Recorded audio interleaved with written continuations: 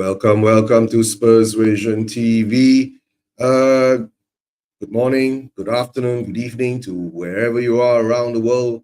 If you're watching this now, thanks for being here. And of course, big up to all you guys. And of course, I have my good friend, right, Mani, from all the way from, if I'm not mistaken, is it Mumbai still? Or is it Delhi?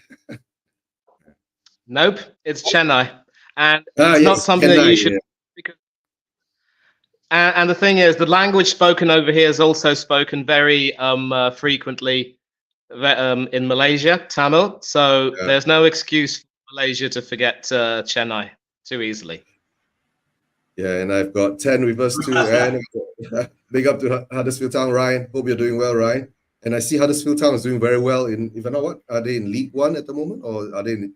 Yeah, I think so. Yeah, kudos to you guys, right? I think you are second or first in League One at the moment in Huddersfield Town. Big up to you guys. Hopefully you'll make the climb back up into the Premier League, right? Big up to you, Ryan. Hope you're doing well. Hi, Chen. How you doing? Yeah, you're doing well, right? Yeah. I mean, if you can tell, I'm doing good. What is Oh, it? yeah, I enjoyed the Champions League last night. And obviously had the Premier League.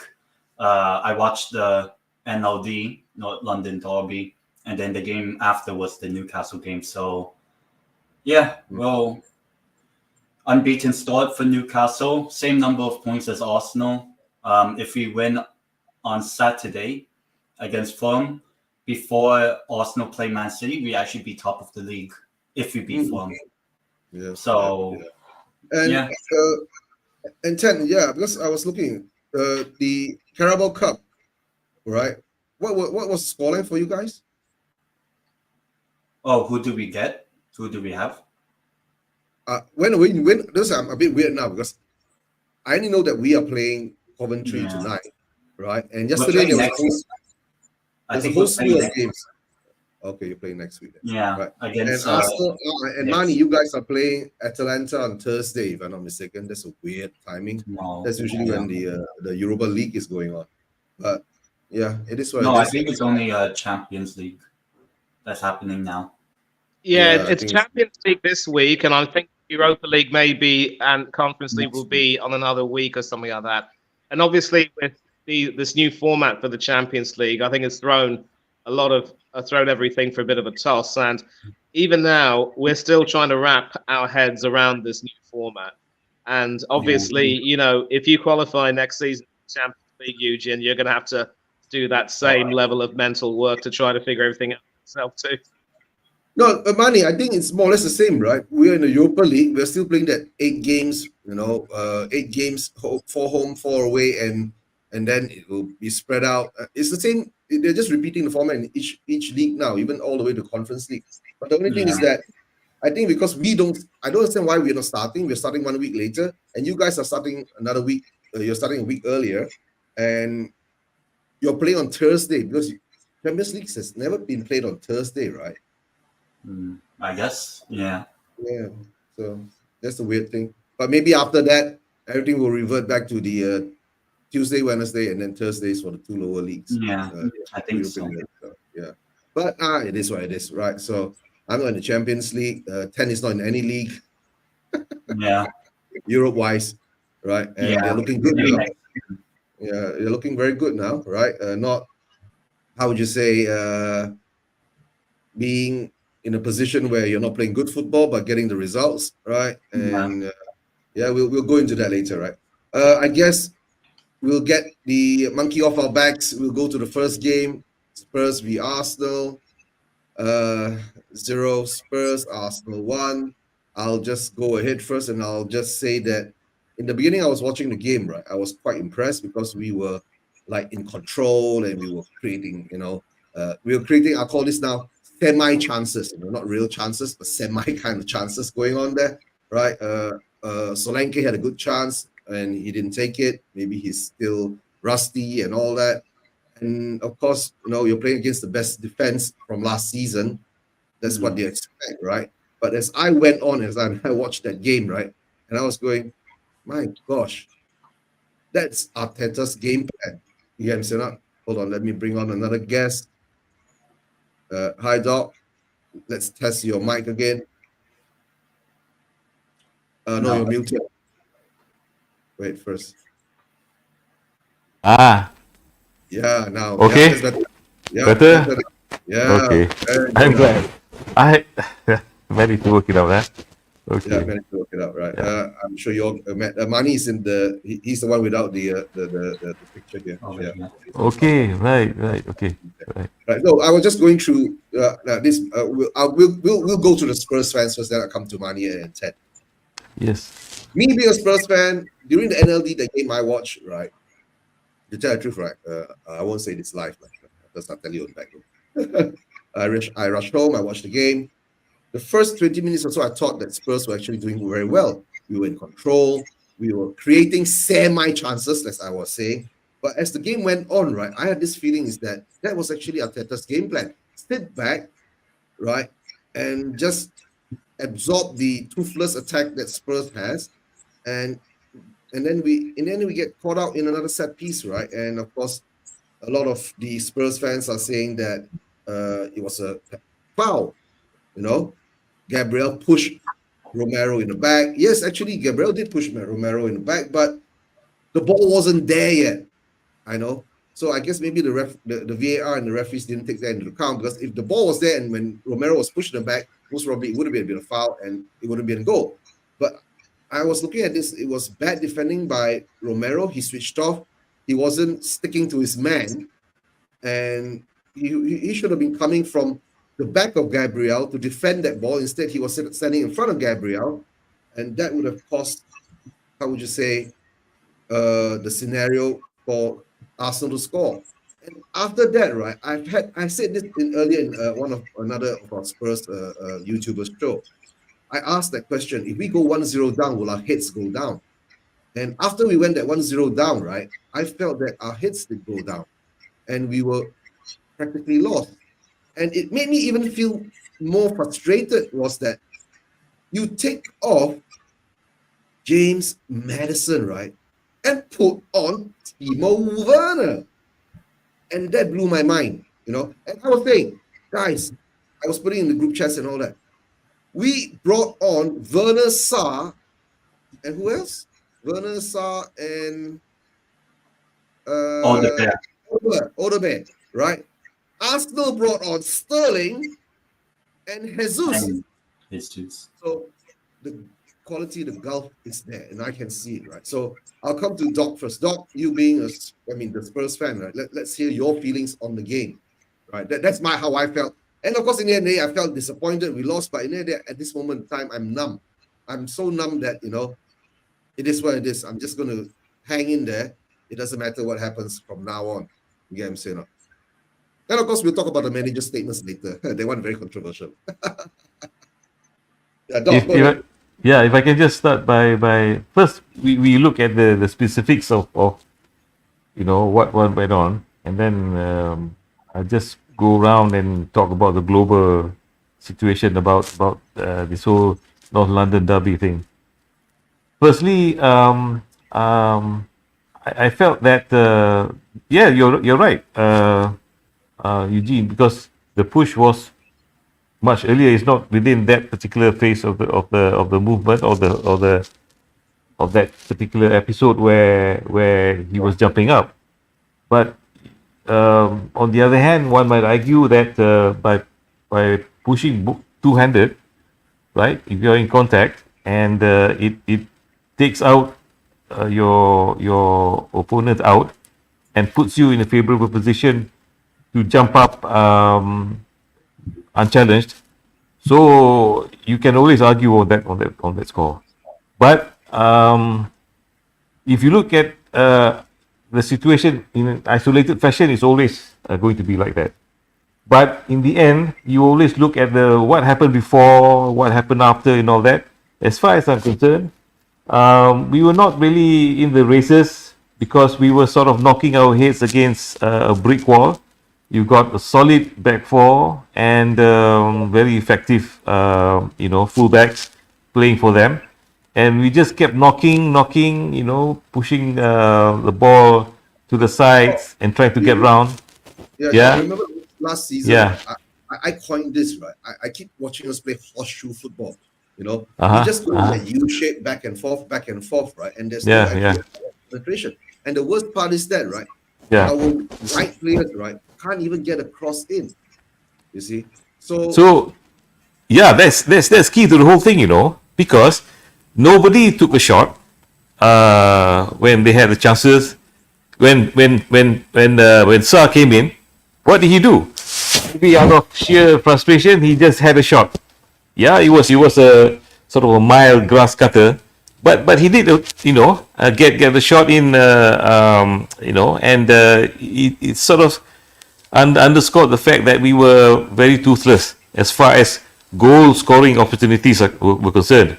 So the most important thing, I felt that we were sort of playing and shifting the ball side to side, back to front, and all that, but we did not fashion any goal scoring chances of any note. Maybe early on, in the first 20 minutes, we had some promise, but as soon as they settled down, and they had all the back four all moving around and getting the measure of our attacking players, and then that was that. I did not feel very encouraged by what I saw after about 20 or 30 minutes, and I felt that we were one or two goals behind them, to be honest. And when they did score that goal, it wasn't such a great shock, you see. But the whole thing is that it took, if you look at it on the positive side, it took another set piece, yes. Whatever that they were trying to do attacking wise also, we managed to absorb it. It was just one goal between us. And in the end, I would come off from this whole episode thinking that we should do them the same favor later on. Go back, go to their fortress, and then do the same thing to them. You know what I'm saying? That's not Ange ball. That's the sad part. But the thing is that I just want to because this is an NLD, right? And it's the fourth game of the season. It's very early. But have you seen any actual improvements from what's happened from last season? Because no, actually, because the truth, if you take the set piece, stats and all that, right? Yeah. We've had a lot of set pieces against us in these 4 games. And this is I think the first goal that we conceded from a set piece after all this while. Remember last season, every set piece that came in, we were like shaking in our pants. We know we can't defend. We know this, we know that. But they looked a bit more big up, Brian. I hope you're well, Brian. I hope the op went well. Right. I was supposed to message you. I'll catch up with you later, Brian. And please take rest and take care of yourself, right, brother? Right. I'll catch up with you later. Right. Hope you're well. Right. And to me is that I do see the improvements, but the thing is that the quality isn't there. You can say to achieve what Ange wants to do, or the target of winning. But of course, we will dissect his statements and all that later. But of course, you've said your part, and now I'll come to Mani, because Mani is the Arsenal fan, and of course he's the one who's got the 3 points, right? Oh, hold on. All right. Brian said my surgery was cancelled last minute while I was waiting in the hospital to have the surgery. All right, Brian. If you're free, you want to join me, let me know. I'll send you the link, Brian. All right. Yeah. And like I said, I'll come to Mani, right? Mani's the one that should be happy. He got the 3 points, right? And now you're back on Man City's tail again, right? Even though I think you're 2 points off them or something like that, or is it right, Mani? Your thoughts on the game? Yes, Eugene, 2 points off them.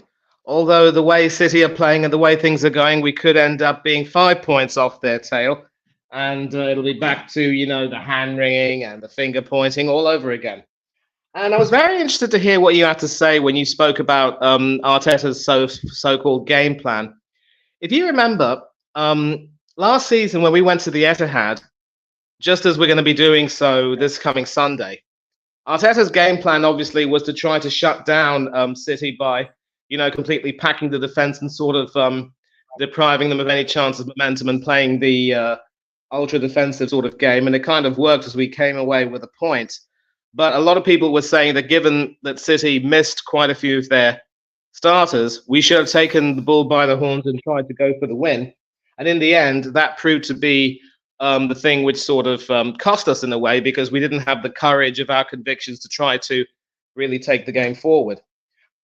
On this instance, I would say that we sort of played the game along its merits, and we sort of knew that Postecoglou wasn't really going to veer too far away from his high line strategy. But I tell you what, his high press did cause us many problems, and if it weren't for David Raya, you know, had your finishing been a bit more clinical, I like the way you said semi chances, you could have been ahead by at least 2 or even 3, and we would have been, you know, really up against it. And bear in mind, we didn't have much of a midfield with no Odegaard, no Rice, no Mikel Merino. So it was Georgie, Porgy, and the party animal who were playing the double pivot.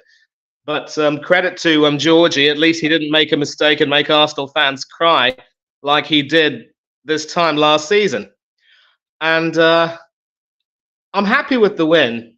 And it was that sort of a win where, you know, we did what we had to do, and we knew that it was going to be a sort of a niggly sort of game, and we had to make it niggly given our own squad issues.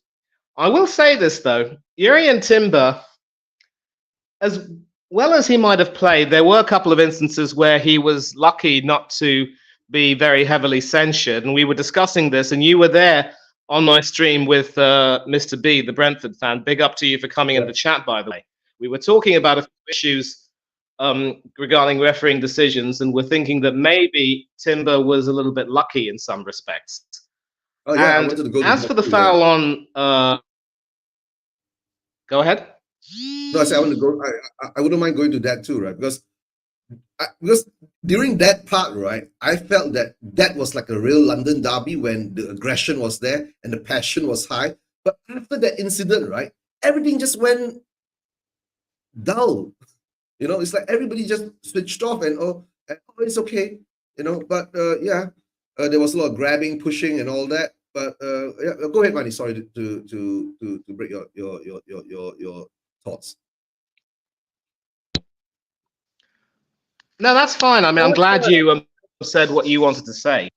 And what I also say as well is, I'm just going to talk about the incident with Romero in the penalty area. What's really ironic, and I'm sure that 10 will agree with me on this, is that last season, when we went to St. James's Park and played Newcastle, there was a huge complaint that the goal that Newcastle scored to win the game should not have counted, because our ex-gunner Joe Willock, who was playing for Newcastle, barely kept the ball in play. And technology did show that the ball was not completely out of place, so he did well there. But when Gordon scored that goal, which won, there were complaints that Gabriel Magalhaes was being shoved in the back, and replays showed that he wasn't being shoved. Maybe even if Gordon's hands were on Gabriel, I don't think it caused too much of a problem. And we all know Arteta's reaction. It's embarrassing, guys. It's a disgrace. And, you know, we were literally fit to be tied for days and even weeks after that. And now when something similar happens like this, you know, Arteta says nothing because, you know, his mouth's full because he'd eaten too much cake to celebrate. But, you know, I say if Romero had tried to milk that foul by going to ground, he probably might have convinced the referees to take a look at the issue and say, you know what, there's no way that we can give this goal because, you know, Magalhaes was trying to take advantage by, you know, putting his hand on Romero's back and getting that levitation. And I'm sorry, but there's no way that you can do that. Maybe Romero didn't think of going to ground. If he had gone to ground, it would have, you know, changed the issue. And I also agree with Dr. Ramlan when he said that it was also poor defending from Romero to lose the man that he was supposed to be marking. And people would have known that both Magalhaes and Saliba are pretty good in the air. So that was a moment of controversy, and maybe Romero would look at that and think, you know what, I really have to improve. And I actually do think Cristiano Romero has improved a great deal as a defender, and even in that North London derby, he was making some splendid tackles. But it just goes to show that there will be one moment where, you know, where that bozo gene, as we often say, sort of comes to the fore, and he ends up, you know, making a mistake, which ended up costing you. So I think it's still very early days, which is why I'm sick of the Arsenal fans who still see it fit to crow about this, because we have to accept that, you know, there are swings and roundabouts. On any other day, we could have been down and we could have lost that derby. And Mhm. even last year, you know, when we came to White Hart and won 3-2, you know, there were moments when you put us under pressure. And the behavior of some of our fans, especially the chants they were singing at Ange Postecoglou, were absolutely disgusting. And that is one of the reasons why, in as much as I love my club, sometimes I cannot stand our fans. And I will say this, it's still very Manny, early in the season. So I just, you know, you just need to make sure that you look over those mistakes and start to work on them. But maybe some defensive reinforcements will be needed, and that is something that both Spurs and Aston Villa are going to have to look at, because, you know, if they tweak that, if you and Villa tweak your defense, you can still mount a stronger, more consistent challenge for top honors. But the defending will always be something that lets you down if you're not careful. no, but Manny, we know that, right? That Ange doesn't do that. That's who we are, mate. We play the high line. Defense is. That's why he's come up with statements, right? We attacked, and we concede, and he's comfortable with that. Just as long he's attacking, in a sense, you know, that puts in my equation to that, right? Attack, concede, comfortable equals losing. You can say no. But before we go on to that, right? Big up to Eva, man. Thanks for the support, Eva, man. You're from Hong Kong. And Mr. B, Mr. Beehive, right? If I'm not mistaken, you're a Brentford fan. Maybe we have to catch up together and do a preview or a review, right, after the game, right? If I'm not mistaken, right? And I'll try to get your details from Mani. And of course, Chris Agamba, big up, Chris, right? Hope you're doing well, right? And of course, Mani said your thoughts, right? I understand your feelings at the moment, right? And to tell the truth, I don't. You're the very few of the Arsenal fans that's not actually jumping up and celebrating like crazy that you really won the North London derby. But like you were saying, right? Sometimes you can't stand even your own fans, and to tell the truth, sometimes I can't stand my own fans too. So we are in the same boat.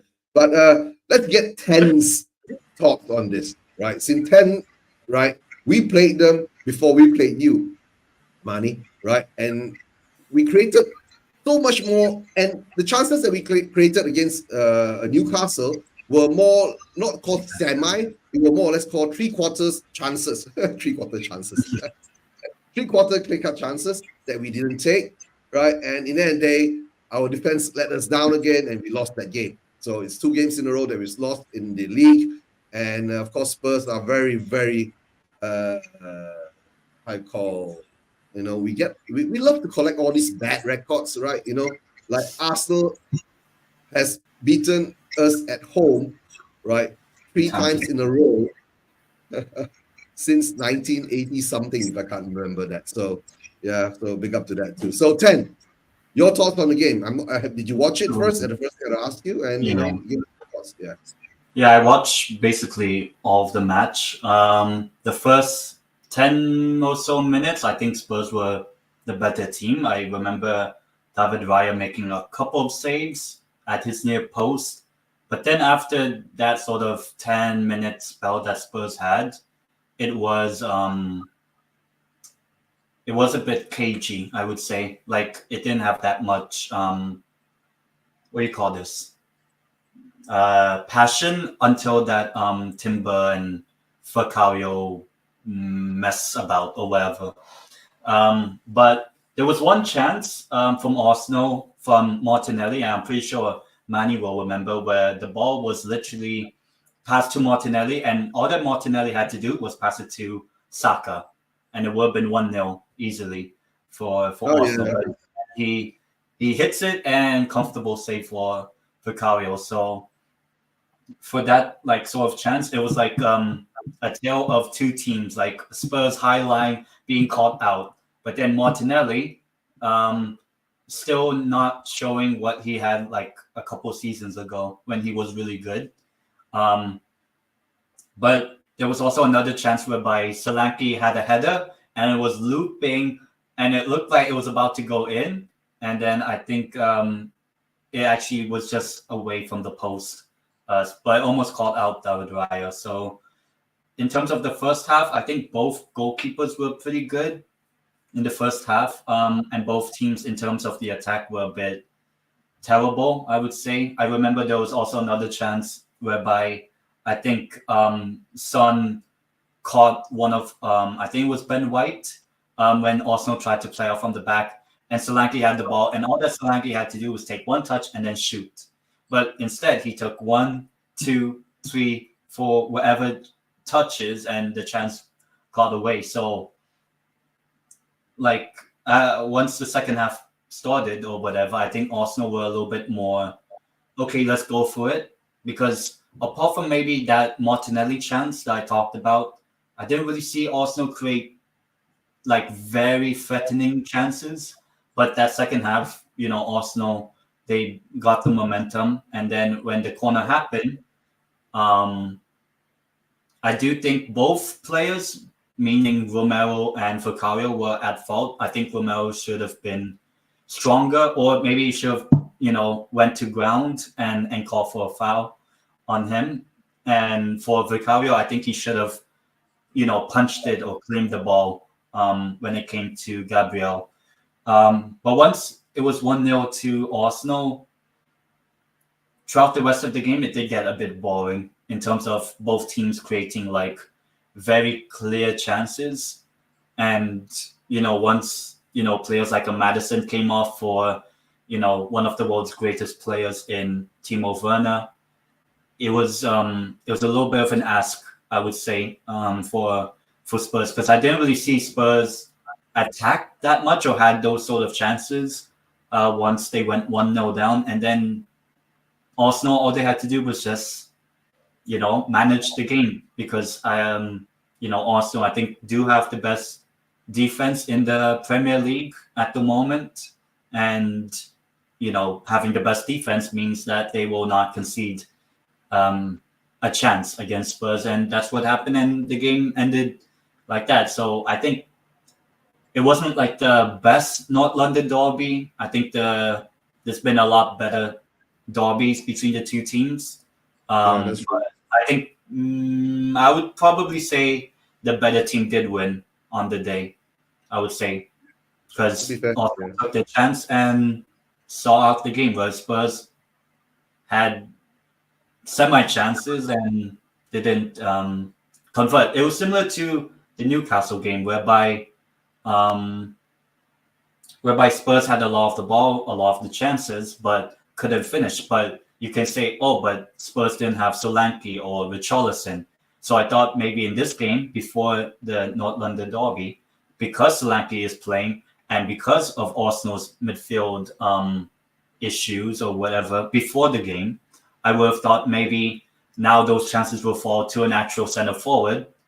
But instead, you didn't, apart from maybe one or two chances in that first half, Solanke didn't really do much in the game, especially in that second half. So, yeah.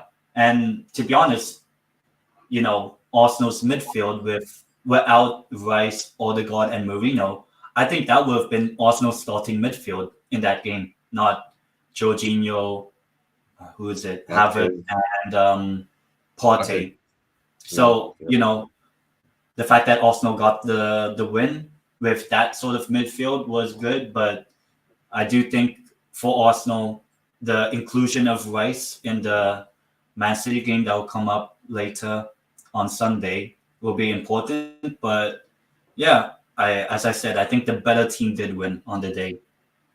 Okay, that's fair. That's fair. But before we go on, right, big up to Miss Mel, right? Hope you're doing well, and of course, happy belated birthday, Miss Mel, and of course, Mr. Beehive, right? Thanks for the sub, Mr. Beehive, right? If I'm not mistaken, you are in the Uncle Rod's chats, right? Maybe we can link up there. I would love to join you on your show coming up tomorrow, doing the preview, and if the time permits me, I'll definitely be there, right? And if it was more or less like this time in the evening, I'm always free. Right, Mr. Beehive, you can most probably find me in Uncle Rod's chats, right? But yeah, and he says that not one of the most exciting NLD this time, yeah. But still interesting watch because it's early in the season, and you can see how Arteta was using his nuance or know-how about how to play us at this moment in time, right? And to tell the truth, I guess this is going to be a lot of teams facing us their blueprint to play against Spurs.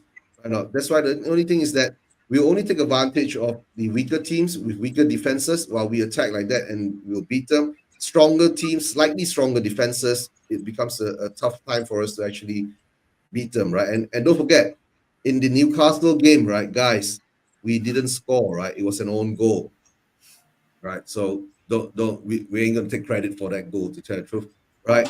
But since all the feelings for the Spurs and Arsenal game, we've let it out and all that. Anyone wants to say any more thing about the Spurs game before we go over to the Wolves Newcastle game? Manny, any more words you want to add for the game?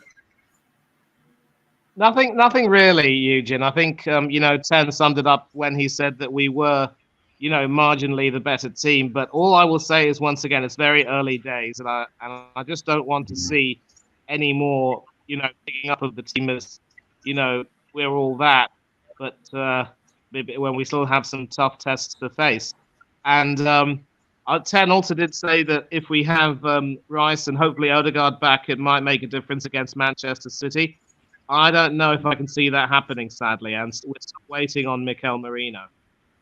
And City are starting to look a bit better, and I would, in fact, say that Ilkay Gundogan coming back to the City team has actually made them marginally stronger. Yes, he's no longer the marauding Gundogan, and obviously going to Barcelona and then coming back to the Premier League. I don't know if it will suit him. Maybe the fact that he's no longer playing for Germany will make him a lot fresher for City's game. So it's going to be interesting, and I just wonder if Arteta will have some kind of a plan to counter him. Yeah, later we'll come and most probably we'll have something to talk about that later during the City. No, that's going to be a good game to look into. All right, guys, the next game that we're going to look into is actually the Wolves versus Newcastle, right? I'll be honest, I didn't watch the game. So, Ten, you are the Newcastle fan here. So, let it rip. Okay, so performance, like the overall performance of the game, we didn't turn up until we scored our goal, Fabian Schär scoring. Because I think Wolves were the better team for the majority of the game until we scored. I wasn't impressed with how we played in that first half. I think I forgot who scored. Lamina, he scored, but it was a kind of an easy sort of goal to concede. Like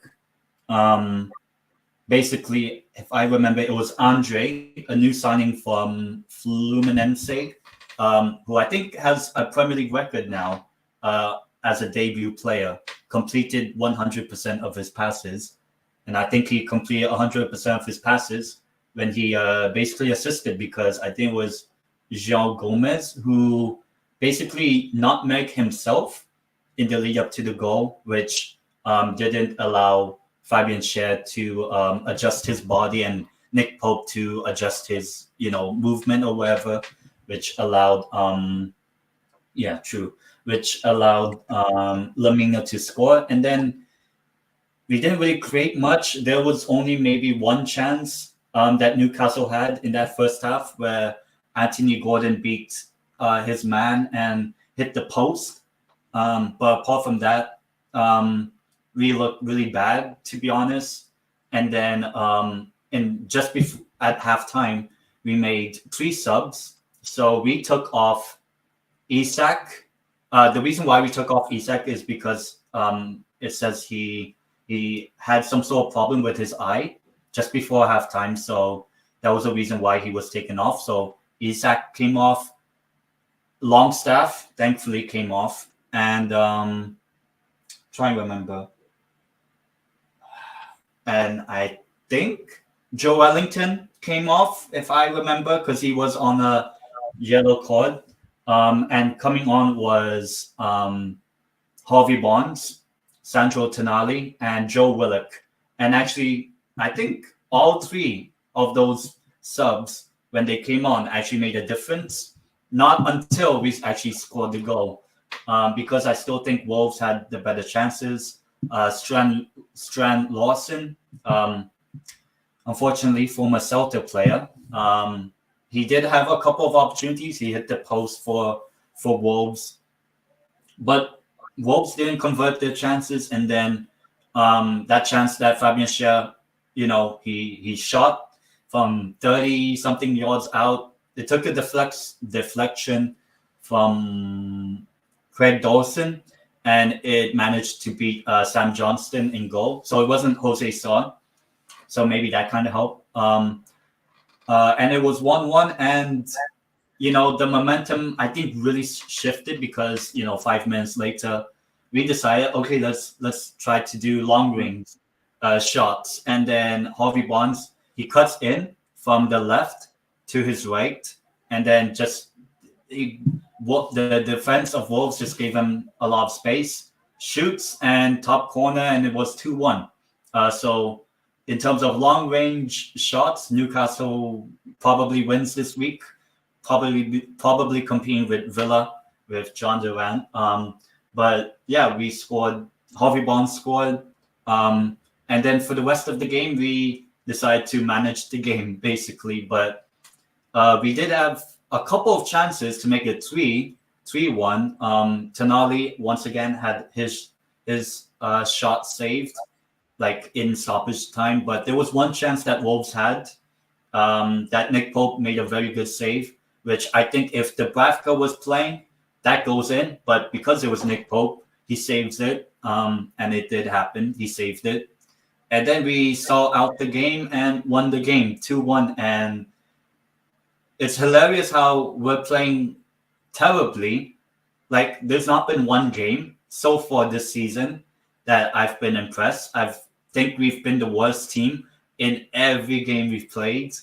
And yet we are unbeaten, and we're level, surprise, right?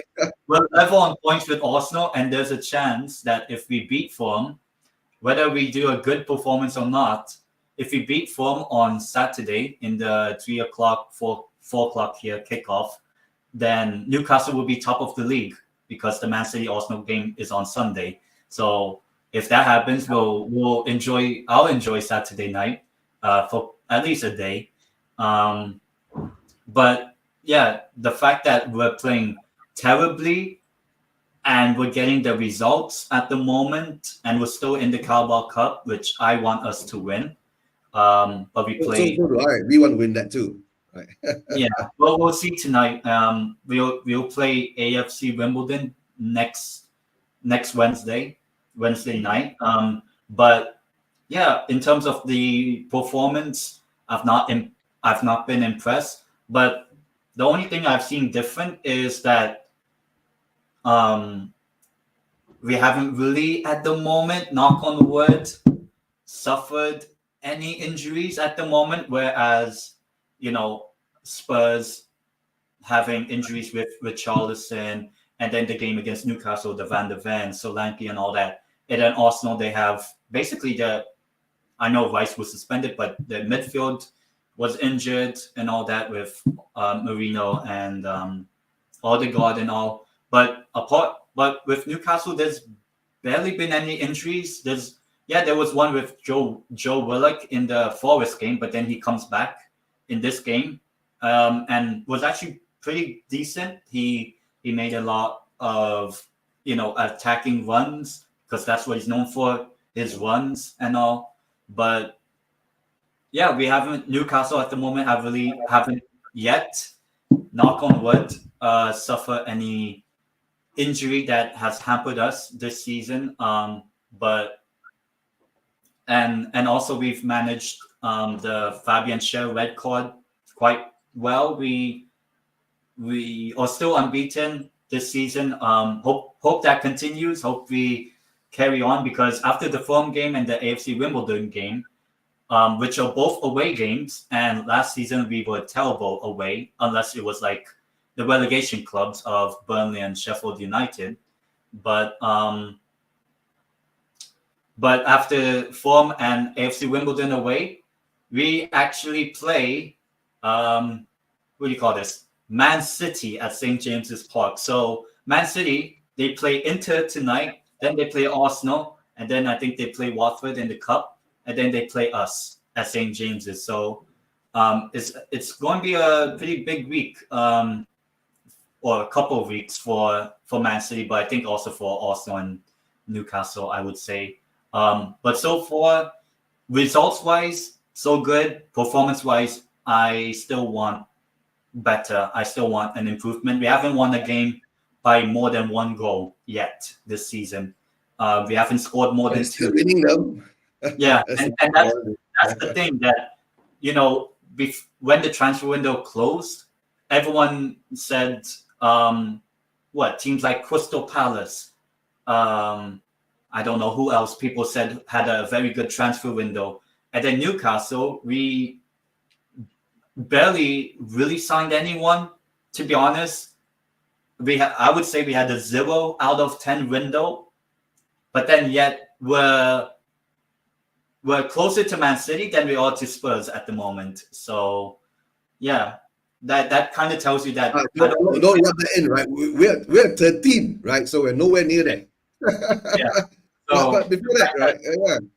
Yeah. The fact that we have a terrible transfer window and we're still in the top 3 at the moment kind of tells you that you don't really need to have the 10 out of 10 transfer window like Crystal Palace had, or probably even the Wolves, to be top 4 or wherever. As long as your team can grind out the results by playing terribly good, but I still want to see improvement in our performance, because if we improve our performance, I don't think we play as terribly as we have so far this season. You don't have to worry. Number one, right? This year you don't have Europe, so you'll be playing 1 game a week, and you're not performing well now. So that for you, right? You only can go.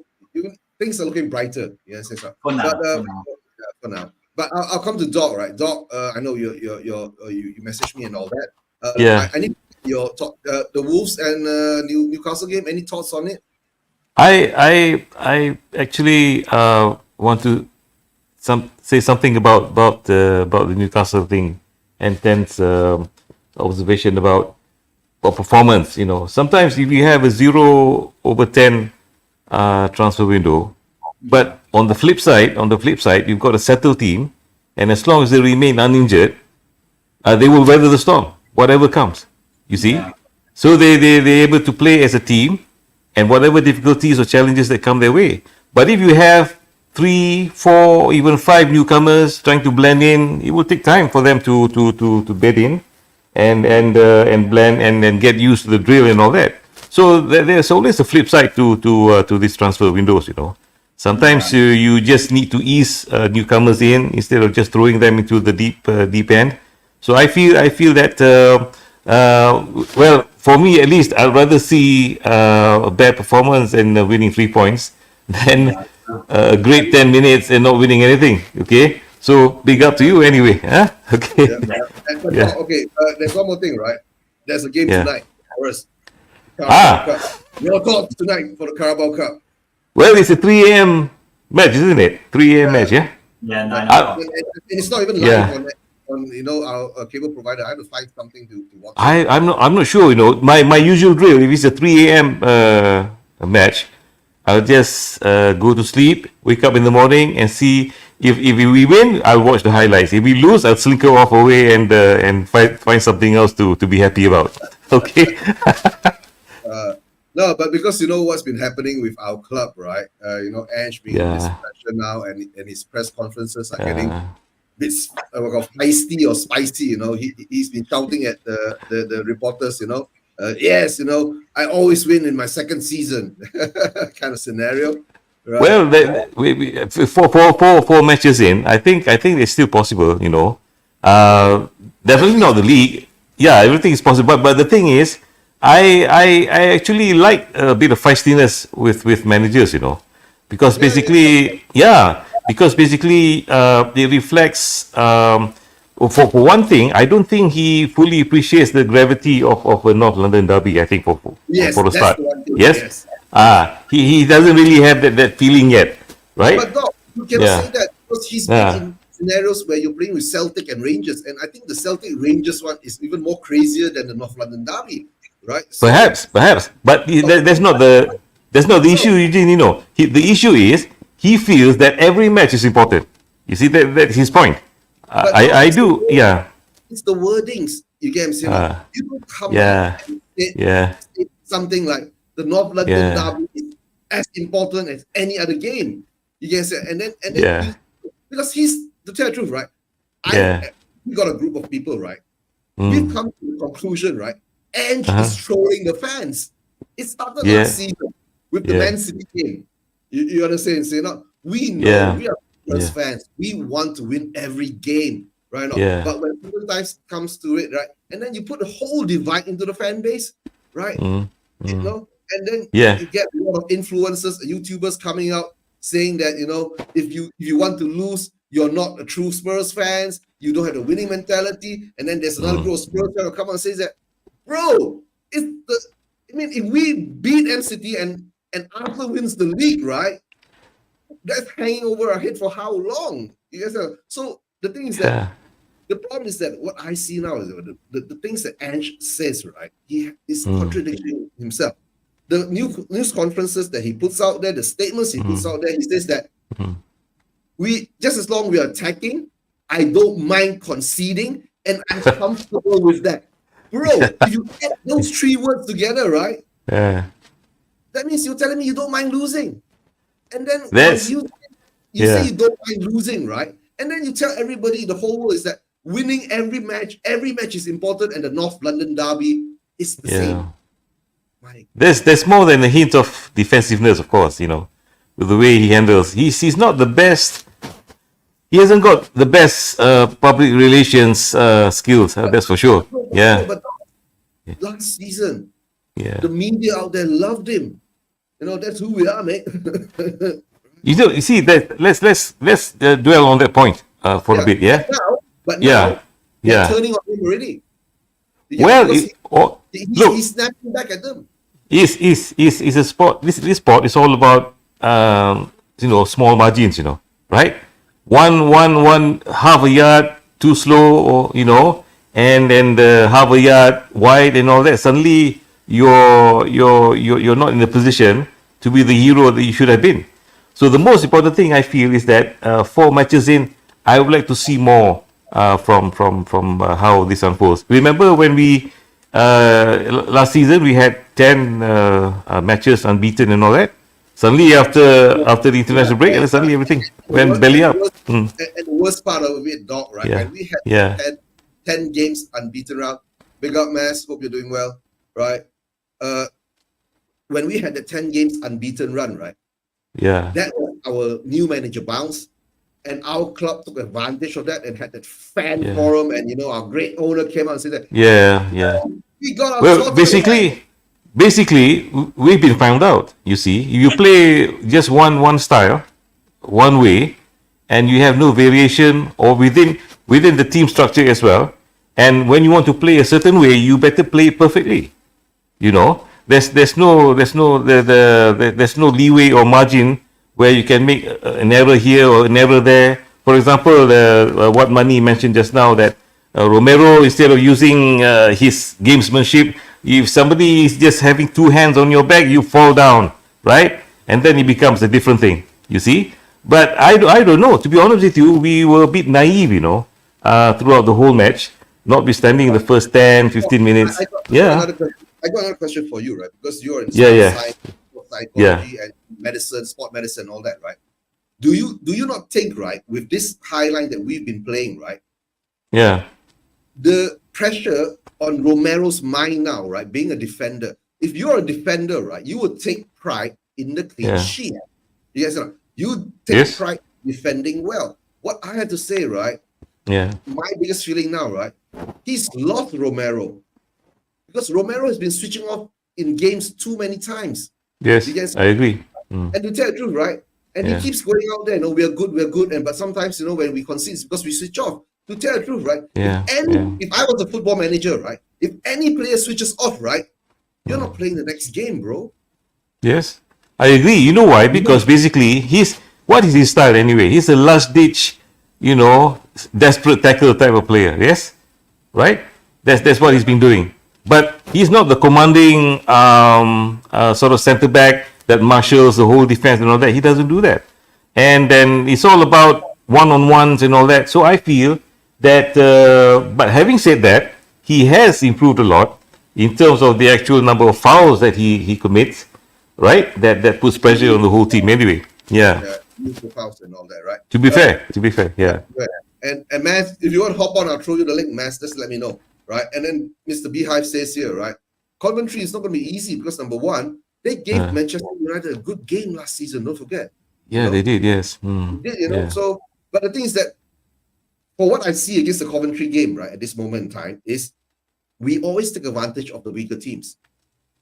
You get what I'm saying? But whether okay, we like the teams like Everton, right? We tore them apart in what do you call? We tore them apart at home, right? Okay, hold on, Mass. I'll get it out to you. We tore them apart at home. You get what I'm saying? But at this moment in time, right, we are away. That's what I'm saying.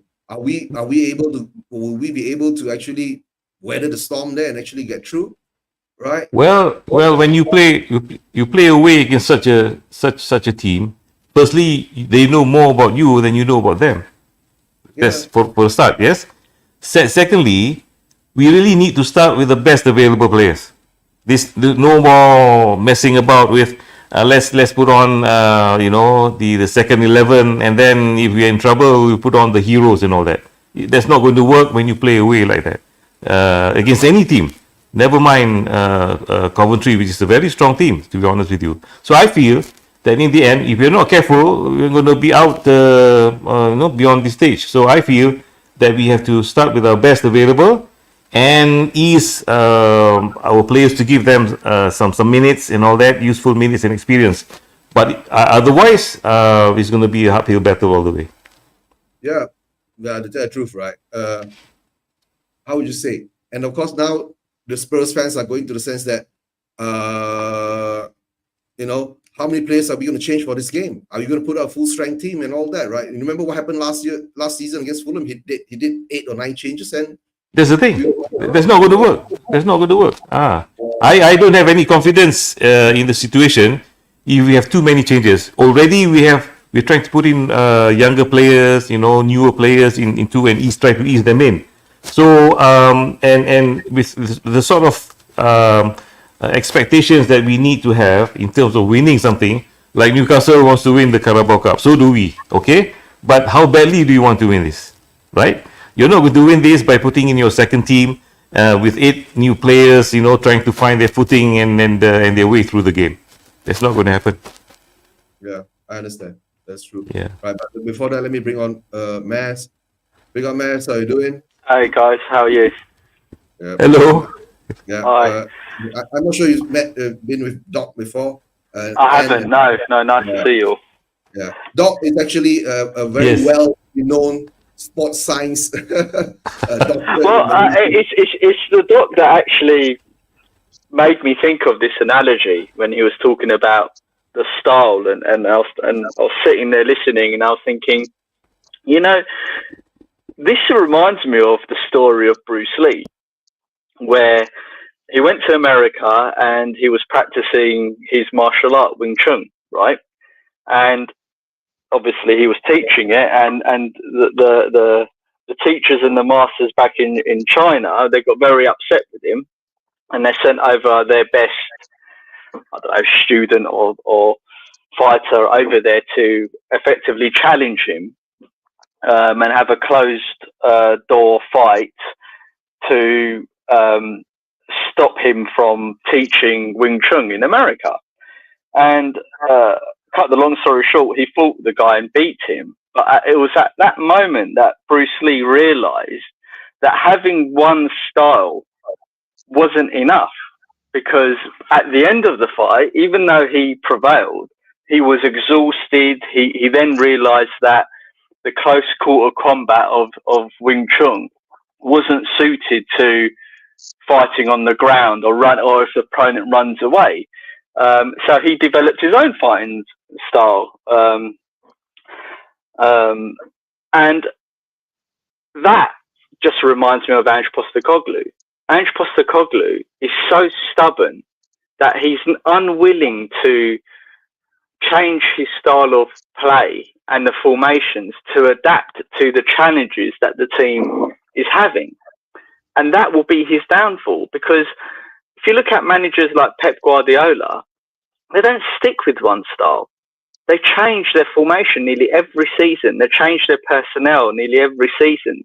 They do completely. He does completely different tactics, and he wins.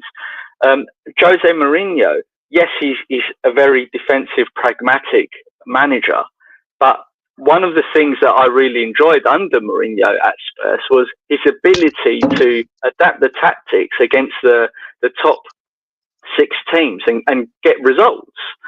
And I just don't believe that Ange Postecoglou is willing to do that. He's unwilling to modify his way of doing things to adapt.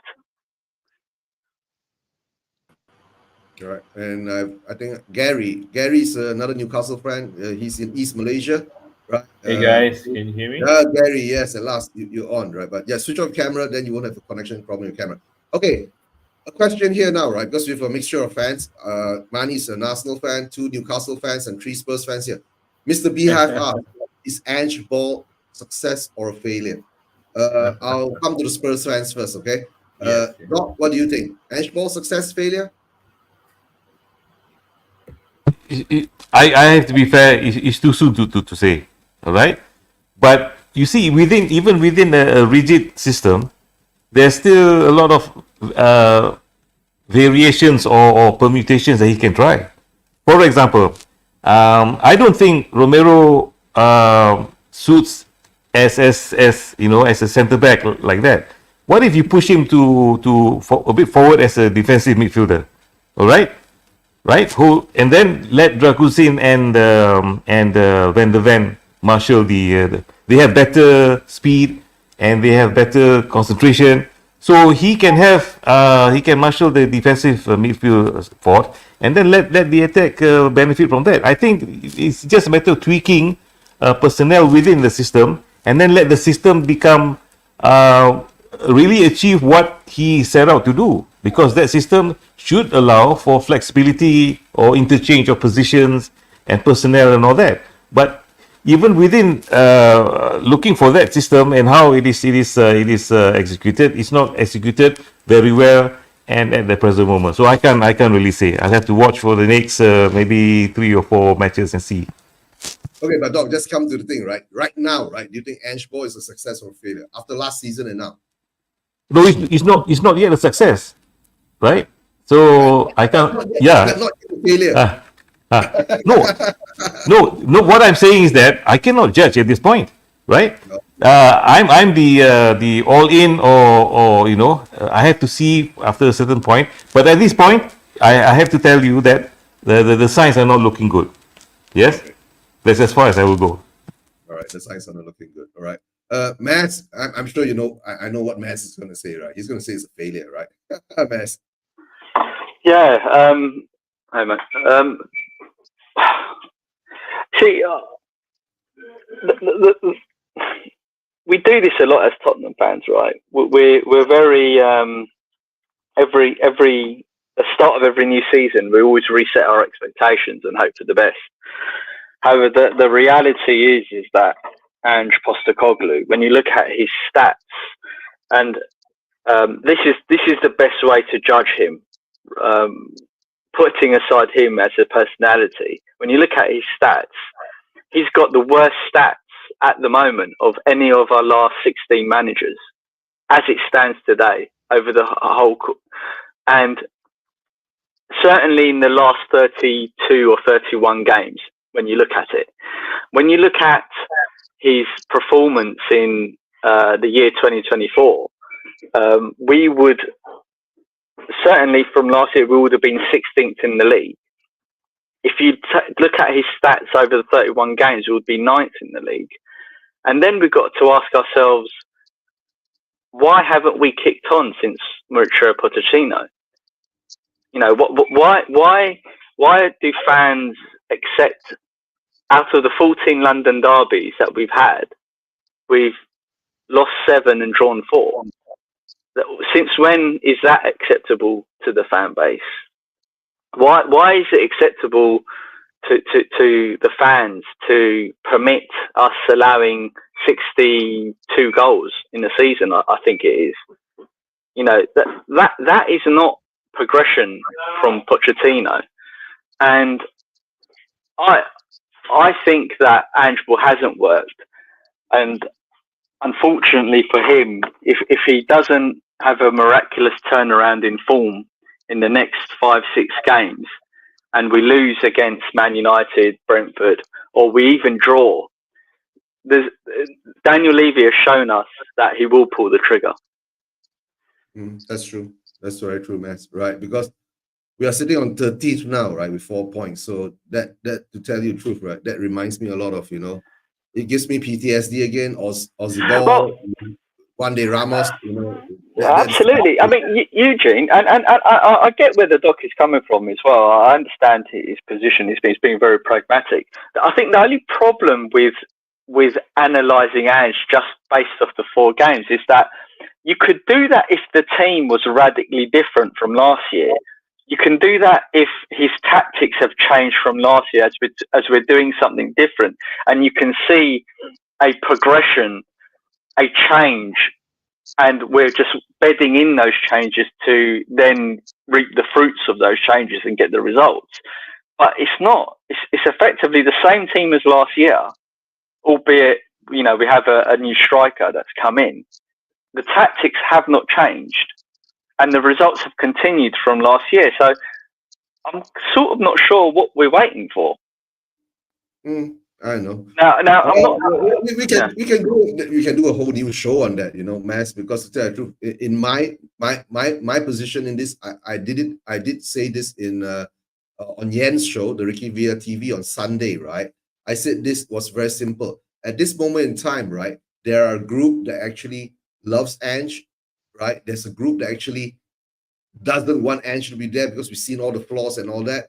And then there's a group that has PTSD because we've gone through this cycle of changing managers and not working, changing managers and not working, right? And so they are more or less like, Mani's from Arsenal, Mani, right? The talk about trust the process, it takes time, right? It took Arsenal. Yeah, but this is where we need to be careful, though, Eugene, because and sorry I don't want to hog your show because there's other guests on there. And they deserve a chance to say their opinion. But when you look at how Arsenal behaved with Arteta, it's a completely different project to Tottenham Hotspur. Arteta finished 8th, 5th, and 2 second finishes. Even though he got very lucky and the fans wanted him out, there was still progression, and he had to deal with a lot of big name stars that he needed to get out of the club, right? And that was causing a lot of problems for him. But there was clearly Edu and the board saw that he had a plan, and they were executing the plan with him, and gave him the backing to execute that plan. And every season there was clear progression for them. With Ange, we've spent 365 or 75 million pounds. We've literally changed the whole entire squad away from the Jose and Conte team, right? And yes, he did well, you could argue, to finish 5th, but we haven't kicked on as a club. And in fact, we've been regressing since for the last 31 games. His stats are so bad that they're worse than the 16 managers before him. Certainly the big managers, Pochettino, Redknapp, Jose Conte, all of his stats are worse. It's even worse than Nuno's stats. So you can't draw parallels to trust the process and Arteta because it's a completely different project and a completely different way of executing that project. Yeah. Okay. I understand where you're coming from, Mas. Right. Mani, you there? Still here, loud and clear. I hope you can all hear me. Okay. Mani's an Arsenal fan, right? And Mani is one of the more pragmatic Arsenal fans that I've known all these years, right? He's not going to be way off there, right? But let's get Mani's thoughts on this. Do you think Ange was a failure? And do you think the Spurs fans are now comparing trust the process with Spurs and trust the process with Arsenal? What differs there? Do you see any difference, or do you think they're all the same BS along the way? Here's the issue that I have with people trying to, big up the whole trust the process with Mikel Arteta and saying that there was progression. The big issue that I have is, obviously, when he came in, we were in a bit of a crisis, having lost Unai Emery, and the worst part about Emery leaving was that he was getting the. Is there an echo or something? No, it's okay. Go ahead. Yeah. The biggest issue that I had with the way Unai Emery was treated was that the board never really backed him with the players that he wanted. He wanted Wilfried Zaha at the club, obviously. He ended up with Nicola Pepe. And he was actually trying to do a lot of groundwork to try to move away from the Arsene Wenger era by trying to stamp his mark there. But for some reason, he was never given the respect he deserved from the board, and the fans also saw it fit to mock his accent. And yet, he was trying to do some good things with us. We barely ended up finishing just outside the Champions League places, and we also lost the Europa League final that season. That season, of course, was when Spurs went all the way to the Champions League final. And then, even when he was sacked, it was after a bad run of a few games, but there was nothing to say that he couldn't have turned it around. But obviously, with everything being so toxic at the time with the fans, and also, with Ozil not really pulling his weight, and Arteta also, and Emery also deciding that he was a miscreant and he wanted him gone. But it's as if when Arteta came in, Arteta was given all of the support and all of the love and all of the respect that Emery never got. And that is one thing that kind of angers me in a way. Now, when he won the FA Cup, it was effectively with Emery's squad, and we performed really well in terms of making sure that we got as far as we did, especially the way we played in the semi-final against Manchester City and the final against Chelsea. Yeah, we did have some luck along the way, but then which cup-winning team doesn't? But one of the things which turned me off him was when he started to do a Rafa Benitez and dismantle that squad in a way by deciding that Emi Martinez was not going to be his starting goalkeeper. That started to turn me off, because that decision kind of made me think that he was a coach who never really cared about, rewarding players on merit, and it was effectively jobs for the boys. And that particular season, his first full season, we were absolutely dreadful. Finishing 8th doesn't even, scratch the surface, because for a long period of time, we couldn't even buy a home win. And if it weren't for Emile Smith-Rowe's goals, we would have been in serious trouble that season. But what angered me was that because Arteta was a much younger manager and had credit in the bank with the FA Cup win, he was given some support. And yet when Arteta spoke about the problems being faced with the senior players on big money staying and proving to be a bit of a hindrance, he was trusted, but Emery wasn't. Emery was never given that respect. And when you end up staying at a club for as long as you have, effectively now he's in his 5th full season. So when you have been there for as long as you have, there will be definitely some kind of expectation of progression, and you can't not progress. If you can't progress with that much support and backing that you're getting, then you're simply not fit for purpose. And so first full season, we finished 8th after being 15th at one point. We got our act together to get us somewhat, but still ended up finishing behind Spurs in the Champions League places. And you lot were in crisis that season, having sacked Nuno Santo and brought Antonio Conte in. The following season, obviously, we were, going great guns and looking really good, but then we completely lost our mettle near the end. And, yes, there is progress, but we also like to measure progress in terms of winning trophies. And he also said, as part of his plan, he wanted us to win the Champions League in 3 years. That was what got Willian Borges to the club. He also wanted to make sure that we were a team that would win. And one of the reasons why we got rid of Arsene Wenger was that we were tired of, not winning the big prizes. And eventually things got so bad. He was also a manager that refused to evolve and change with the times, and he had to go. At least tactically, we're starting to see Arteta show a little bit more flexibility. But the main aim now is to make sure that we win something. And for the time that he's been here, he has to deliver. There are no excuses. And this segues back into Ange Ball, whether it's success or a failure. He's had one full season and he's finished 5th. And, it's worrying for me that a guy like him with his experience, bear in mind, he's also managed Australia the World Cup.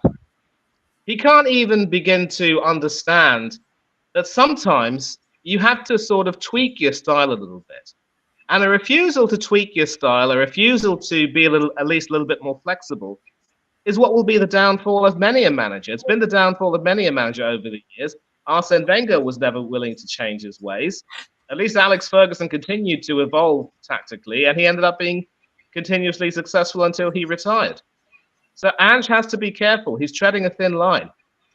At least I'd like to think in theory that after the whole, the controversy and the backbiting and the criticism and the toxicity of the Mourinho and Conte eras, you have someone who brings in a bit of a feel-good factor, but also as an Aussie, you'd expect him to be tough as nails. And I think he's an Australian of Greek, Cypriot, Turkish descent. I don't quite know which, but you'd expect him to be made of sterner stuff.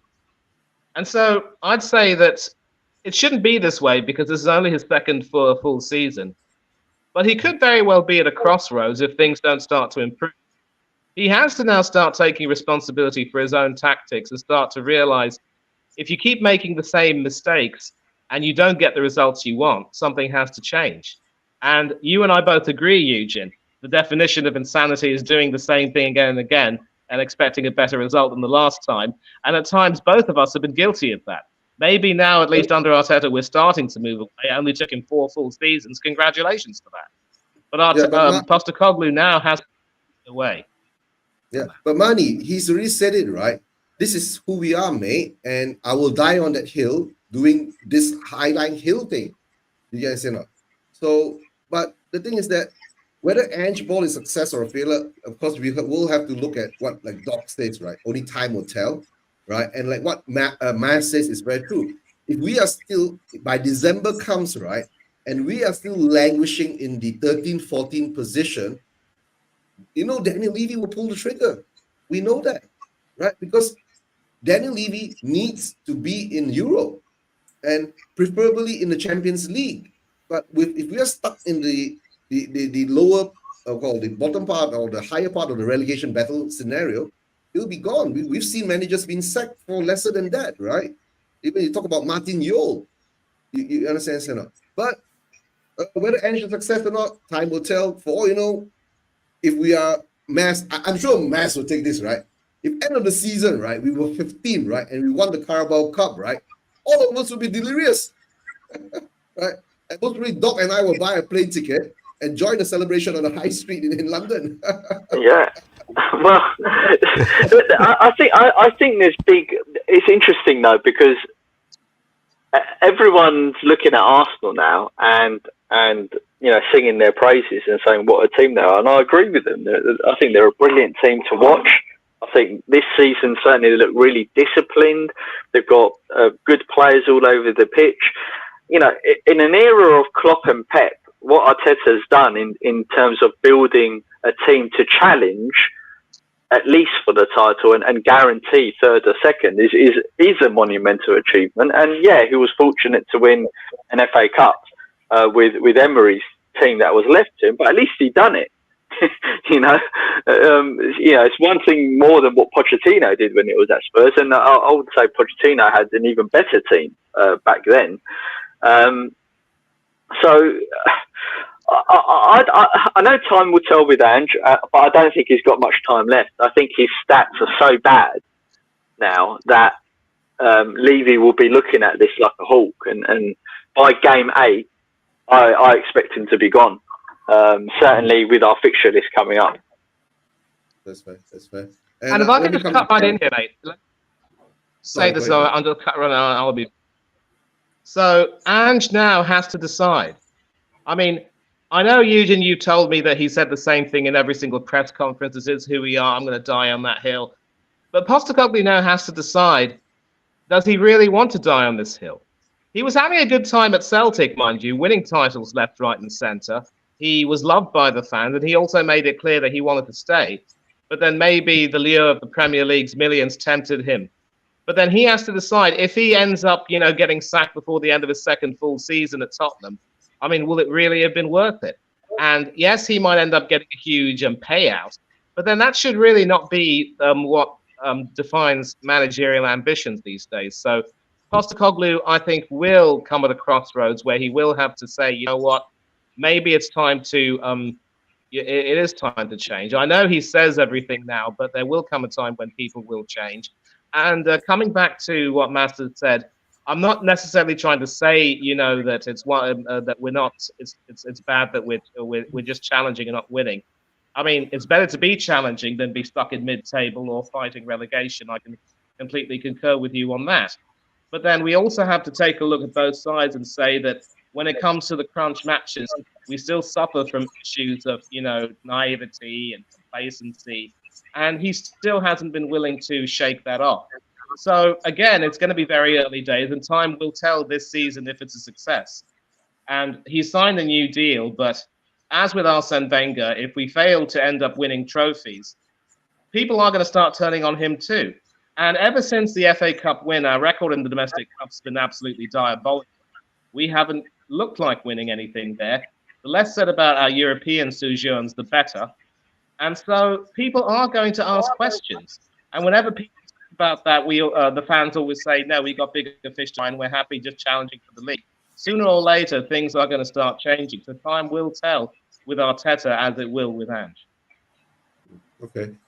Doc, are you still okay to continue? If not, yes. I just hang on. Yeah. Okay, you're not. You let me know, right? Okay. Yeah. Let me come to 10.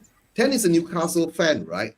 And he's going through this new ownership change, new manager coming in, right? At this moment in time, Newcastle is playing like, not the Newcastle we know, right? We've seen them play and they're bad, but they are getting the results. 10. Ange, failure, success? I would, at the moment, say he has failed, just because I feel like he does lap up that, he does win a trophy in his second season or whatever. But how about his first season?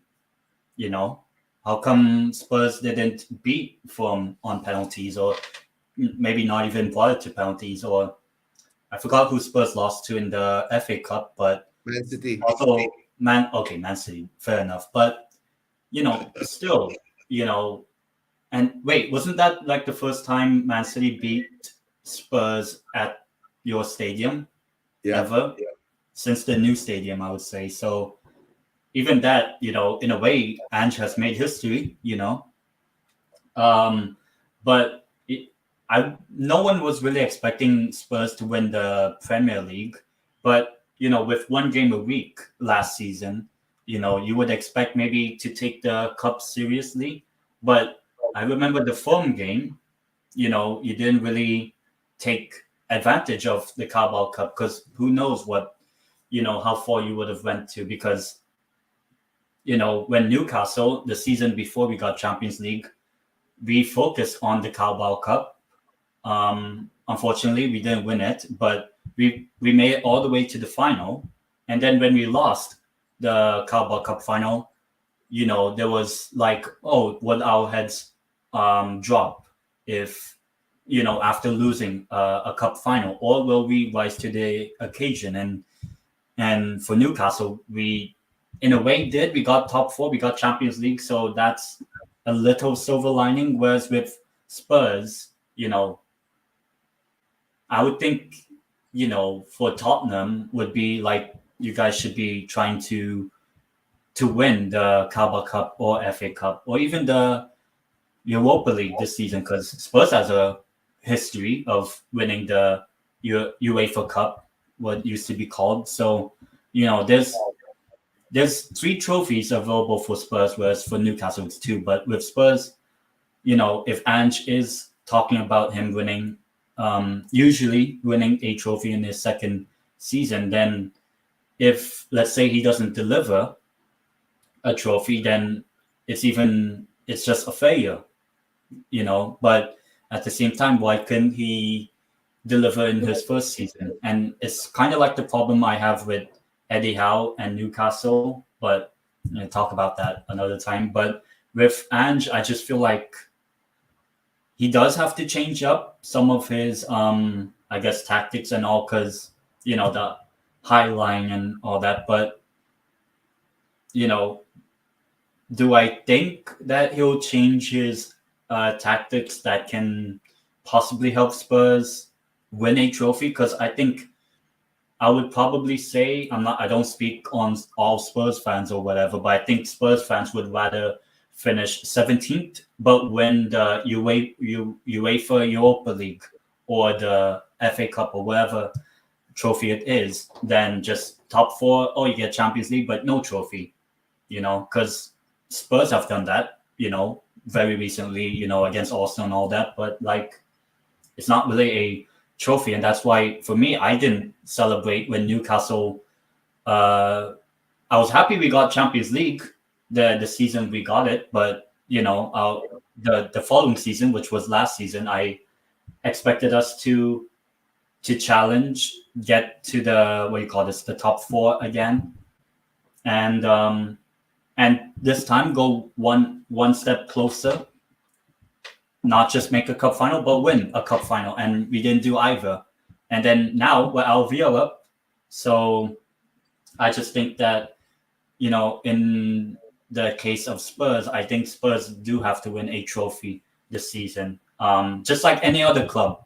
It could be Spurs, Newcastle, Arsenal, Man City, Man United, whatever. I think winning a trophy is, I think, the ultimate, or what do you call it, the easiest way you can determine how successful you are. Because we can talk about, let's say, Man United with Eric Ten Hag. They finished below Newcastle, Spurs, and whatever, but they won a trophy. They beat Man City. Not many teams beat Man City last season, apart from 3 other teams or something, or 4 other teams. So I do think that for what do you call this? For Man City, for Spurs, I do think Spurs have to win a trophy. There's 3 chances to win it, so let's see if Ange can deliver. I think in terms of the league position, I don't really know. I think I predicted Spurs 6th or something. I just think it was I predicted it will be same as last season. There will be highs and lows, so this is probably a low point, and then maybe in 2-3 months, maybe Ange will change things and Spurs can go on a nice run of games. But eventually, as I said, I do think for someone like Ange, who does talk about usually winning a trophy in his second season, I think he does have to deliver. Because I think if he doesn't and Spurs don't get top 4, I think he gets sacked. But that's just my opinion. But I do think he has to deliver a trophy by the end of this season, whichever trophy it is. Yeah, but tell you the truth, right? And a lot of the Spurs fans feel that way too, right? Man, we all feel that way too. But the thing is, it's sidelines to come into the next game that we're going to play. We're going to play this game in about how many hours' time? In about 3.5 hours' time, right? Yeah. We're playing Coventry, right? Away. And we've seen this before in the Cup, right? The Carabao Cup, we did what we did in Fulham, right? We made the wholesale changes and then we didn't get through, right? And if I'm not mistaken, we've been following the press conferences of Ange and all that. He's going to do changes too for this game tonight, but we do not know yet. Lineups are not out yet. And before Mass came in, me and Doc were actually going through a back and forth with this Coventry game. But of course, I'll get Mass thoughts on the Coventry game before I come to Mani and Pen. Mass, your thoughts on the Coventry game? Well, I'm going to be honest. I don't know much about Coventry. However, what I've heard from lots of people online and in these types of shows is that they seem to be a solid, good outfit, and they gave a couple of teams last year some good games. So I don't think there'll be a walkover. My gut feeling is telling me that I don't think the players are bought into Andrew's system. I really don't think the players are bought into the system, and they've stopped believing. And because they've stopped believing in the system, that you just don't know what Tottenham you're going to get. And history tells us that these are the types of teams we lose to in the past. Last year Fulham was a Prem team, but Fulham, Cambridge, and teams like that in the past, and we've just got previous on it, and so I'm really not sure what to expect from Spurs. We'll either blow them away, or we'll make it incredibly difficult for ourselves, or lose. Yeah, that's true. That's true. And the worst part, right? Our away form is terrible, if I'm not mistaken. So yeah, that's the other scary thing. So, Mani, what do you think about our Coventry game? Do you think that we will actually, hold them, or get trapped in that 1-0, the low block us, one ball through over the top, and we get caught again? Well, I'll tell you what. If this Coventry City team are going to be anything like the team that last season won a lot of praise and a lot of hearts for their FA Cup run, then you could be in for a little bit of trouble. Haji Wright obviously was one of their stars, did absolutely brilliantly. And I do think that obviously the disappointments of the last 2 seasons, just failing to reach the Premiership, and also obviously missing out on the FA Cup final and European football, because they would have had Manchester City in the final. Maybe it's spurring them on to try and do a little bit better this season, and maybe they see the cups as a good way to get something out of it. So all I will say is, do not underestimate the Sky Blues. They will certainly come out to come out with a great deal of spirit. And obviously, if you can't talk about Coventry and Tottenham without talking about the 1987 FA Cup final, Gary Mabbott's left knee and all that. And credit to Gary, he was able to recover from that by winning the 91 FA Cup final, which meant that Brian Clough throughout his career never did get to win an FA Cup for all of his greatness. And I remember that day very well, because I was back in England at the time, living in Dartford, and my cousin came to visit from India. He was a physical education teacher, pretty good footballer himself. We were playing in the garden. He was teaching me how to use the instep kick. And so he kicks one. I'm standing in the goal trying to save it, thinking myself, David Seaman reincarnated or what have you. It smacks him on my right wrist, and I have a green stick fracture. Hurts like Billy-O. And obviously I had to go to hospital, and I couldn't see the FA Cup final. We had it recorded, and we also had to go out somewhere. I watched it back. But Coventry obviously will remember that day, and I think they'll try to psych themselves up for that. And so it's going to be up to you lot to make sure you take it seriously. I think Dr. Ramlan said it perfectly. No, let there be no talk of starting, a youth team against this Coventry City team, because there is no way you can afford to take them lightly. You can blood in a few players, give them some minutes, give them the chance to, prove themselves, as it were. But you must take it seriously. And we were discussing this last night, early on Mr. B's stream, about predictions. I actually do believe that you should prevail, but it's not going to be pretty. I'm going for a 2-1 win, and hopefully some measure of revenge for 1987.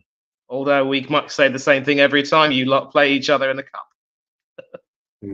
That's true. That's true. I'll come to 10. Your thoughts, Coventry Spurs? Any thoughts, or you just, I don't care?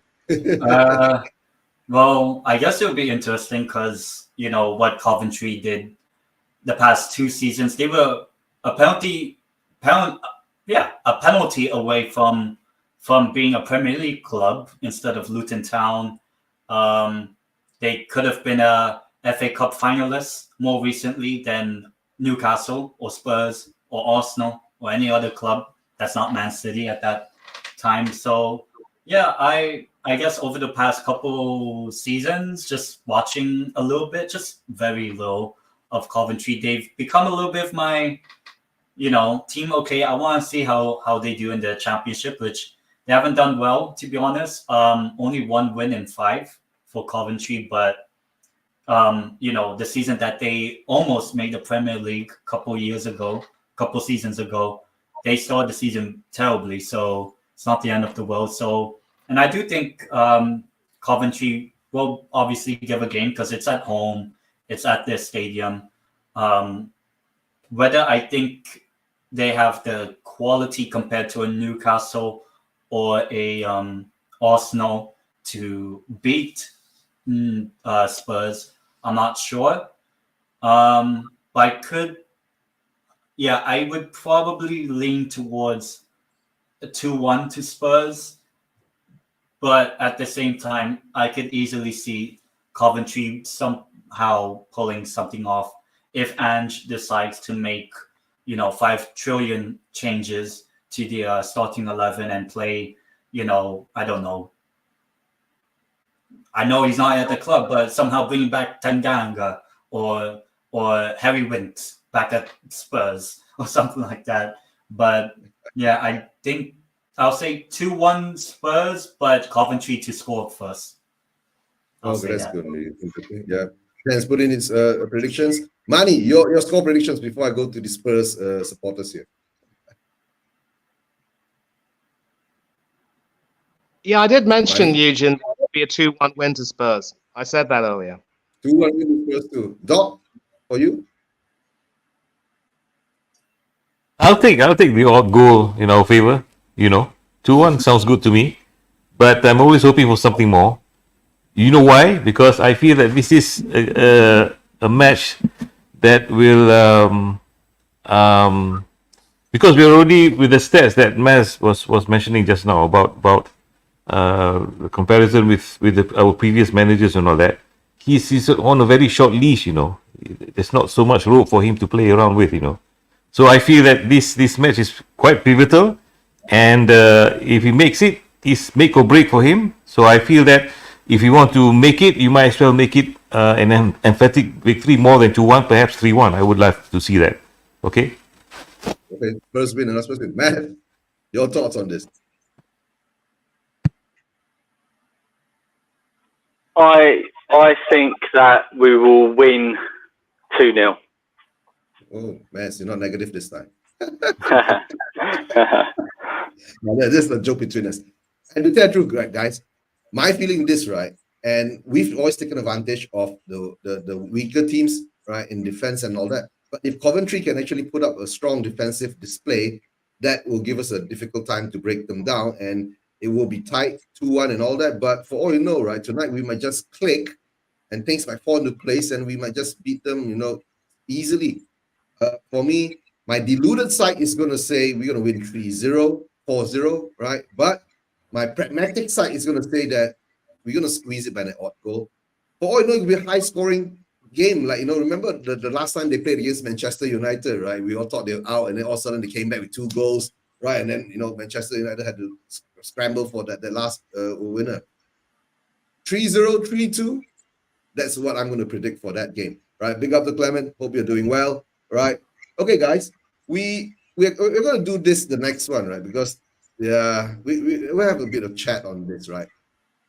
Atalanta, Arsenal tonight in the Champions League, right? So since Manny is the Arsenal fan here, Manny, you have the honors of pushing this boat out into the river or the sea or whatever.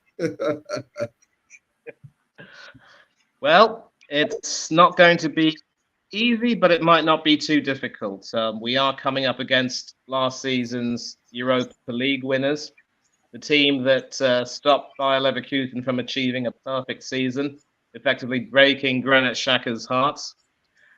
We're not going to going out there to try to seek revenge for our former captain. Far from it. We need to make sure that we deliver a good performance and show that we are here to take this Champions League seriously. And this is also going to be another litmus test of Arteta and his so-called philosophy, because as I've mentioned, the less said about our European sojourns and our own domestic cup record since that FA Cup win, the better.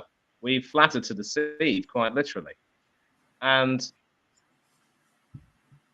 I don't know if this Atalanta team will be quite the same team that did as well as they did last season.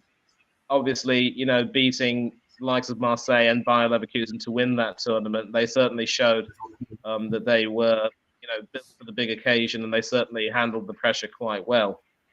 But now, in front of their home fans, a lot will be expected of them, and it will be up to us to make sure that we take advantage of it. And we will, of course, be going with something like a fuller strength team because Declan Rice should be back.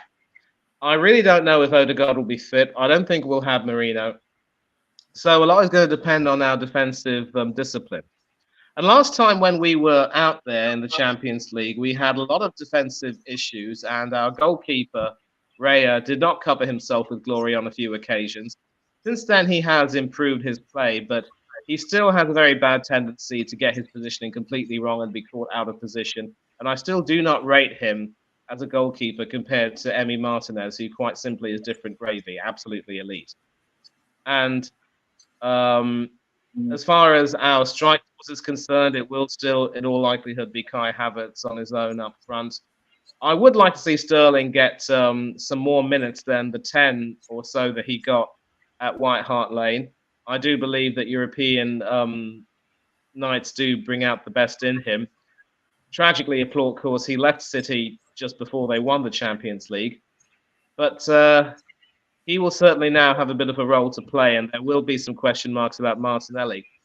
Leandro Trossard is still proving his worth, and it will be interesting to see what sort of a team will be picked. I do believe Rice will come back, slot back straight back into the team alongside Partey. But if we play the 4-3-3, we will have to play Jorginho as well in that midfield, and then as you were up front, as you were at the back. And I'm looking forward to a good game. We should make sure that we win and win well. I don't want. If I were to predict a 2-1 win, I'd be accused of being a little bit negative. And I don't think that we, win by merely a goal. But we might end up conceding something, and Atalanta are going to be very determined to lay down a mark in front of their home fans as well. I think a 3-1 win for Arsenal should suit us just fine. And I'll be happy to take any sort of a win because, you can't take anything for granted with this new Champions League / European club football format. But this could also potentially be a banana skin. If we go there disrespecting our opposition, we're going to be in for a world of pain, believe you me. And of course, we can't talk about Italian football without offering our condolences to the family of Salvatore Schillaci. I'm sure Dr. Ramlan, Eugene, we remember watching Italian 90 and how Toto lit up the tournament. All I can say is che Dio vi benedica, signor, and our love and prayers go out to your family. You may have left this earth, but you'll never be forgotten. That's nice. Okay, Romy One Kenobi, hello, big up to you. And then, of course, he says that Atalanta is a team not to be taken lightly because just ask Liverpool. That's what they did to them. Did to Liverpool last season during the Europa League, right? Liverpool was more or less the favorite to win it, but what Atalanta did to them. But the only thing I want to ask Mani now is a very simple question, right? Do you think that Arteta is going to play the same way they play against Spurs, or is he going to be more attacking? Well, obviously, we become a little bit more defensively disciplined, and that is going to be important when you play against Italy. And yesterday, we saw AC Milan against Liverpool, and AC Milan did take advantage of Liverpool being slack and took a shocked lead with Christian Pulisic, scoring, one of 4 ex-Chelsea players in the team that day. But Liverpool came back furiously. They tightened up more at the back, and they ended up coming out of that 3-1 winners. So, it's a question of maintaining our defensive shape and making sure we don't take the opposition lightly. I do believe that we will be slightly more attacking, but there will still be the same focus on the defense and the defensive midfield, and that is the way it should be. And let me be brutally honest. If we have Kai Havertz on his own up front, we're not going to get any goals against an Italian defense with him. But we will have to depend on someone like Trossard or Saka or anyone really scoring. And let's just accept it. Kai Havertz is not a striker. I mean, he might be marginally better than Timo Werner, I'll grant you that, but even you lot will agree that that is nothing to really be to give the Phil confidence. So, don't go there, man. yeah, I hope that Don't go we there will with attack Timo. a little bit more. We will be still defensive. Okay. I've got to drop off, but my Your thoughts, a quick one. I think that this is a very different Arsenal to last season. The way I see Arsenal at the moment is they look like they enjoy defending. They're very pragmatic. They're not panicking. Even when you had a man sent off against what's it called? Who was there? Right. They kept it together. It didn't crumble. So whilst Atalanta is a really good team, I think you'll have enough at least to get a walk away from there with a draw. If not, win 2-1. But it depends on what on whether I'm right in terms of Arsenal and their composure, because as we know, their European form isn't that great. Mm-hmm. Yeah, that's true too. Yeah, anyway, thanks for having me on, Eugene. Nice to meet everyone. Yeah, we'll catch up with you guys. Right, take care. Bye. Have a good day. Right. All right, guys. I'll come to Doc. Cheers, mate. Arsenal. There was a comment there. Watch out for Ademola Lookman. Couldn't agree more. Yeah, that's true. Yeah, and this guy has such a history, right? Remember when he was like what, £3 million, and he was in the Everton team or something like that? Yeah. So sad. And maybe now he's the Europa Cup champion. Yeah. So, yeah. And Doc, the Atalanta Arsenal game. Your thoughts? I think Arsenal will have some joy, but at the end of the day, it's always tough to go out to Italy and get something. So I feel that I do agree with what Mas mentioned just now. It's a different Arsenal. They should be able to absorb all the pressure, but it's probably be cat and mouse, and there'll be the odd goal between them or just a draw. Okay. Dan? To be honest, like if from seeing Atalanta so far this season, they have lost a bit of, let's say, defensive prowess. Like they've been conceding a lot of goals. Obviously, they conceded 4 against Inter. The other day, they conceded 2 against a not really good Fiorentina team. Lost to Torino and all that. Lost to Madrid. So defensively, Atalanta haven't been that great this season, but the attack is still as good as it was last season. So I think it's more of, will Arsenal continue being very good defensively? I think there could be some struggles. I would like to see Atalanta do something. So why not? I'll go 2-2 in this game. I think Atalanta will push the attack, but for them defensively, they're not that great at the moment, Atalanta. But 2-2, why not? 2-2, why not? Okay, I'm going to do this, right? I'm going to be the deluded Spurs fan and go that Atalanta is going to smash Arsenal, right? They're going to come back crying, blah, blah, blah. But honestly, to tell the truth, right? Like what Mas has said, right? Arsenal's defensive stability is totally out of this world since last season until this season. They've got the best defense record in the Premier League, and they're showing it also now, right? So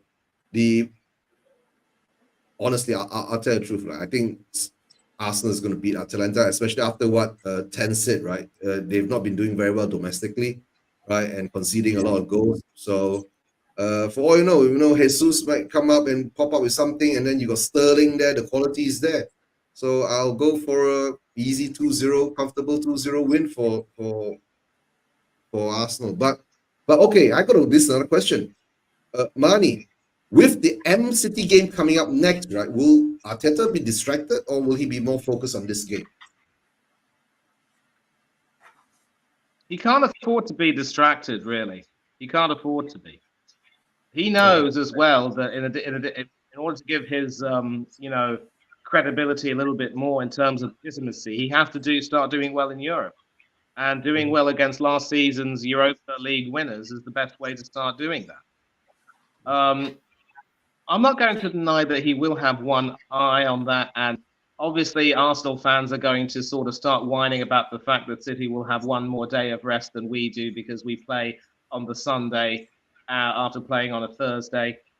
They really need to wind their neck in. But he's going to look at that, and he's obviously going to try to make sure that he finds the best balance of being able to play against play in Europe and then be fresh and ready for the City clash at the Etihad. And when I saw Aston Villa play last night, there were some issues again with Ollie Watkins. He did have a goal that was very, very wrongly disallowed. And according to Mr. B, I thought that maybe it was a little bit harsh. Maybe there was a slight flicker on his arm. But Villa also showed that they had a few issues defensively. And Emery just kept picking the same people that he played against Everton. So he might possibly consider resting a few players when they play Wolverhampton this weekend. With us, we've got two big games. There is no way that we can afford to take either of them lightly. So it will be up to him to decide what happens.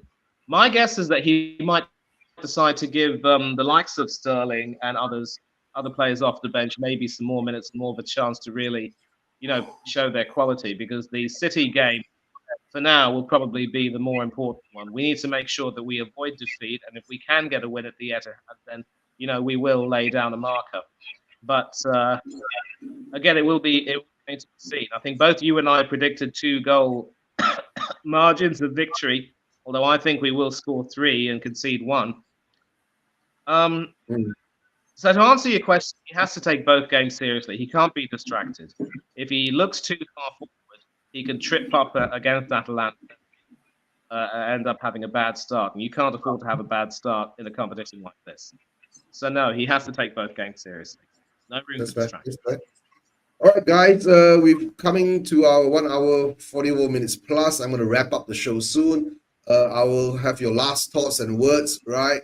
Before I go through, say hello and thanks to all the guys in the chats. Don't forget, right, to subscribe to Spurs Asian TV, to 10 Detum's channel, right? And of course, Mani doesn't have his own channel at the moment, but he's doing a lot of shows all over the place.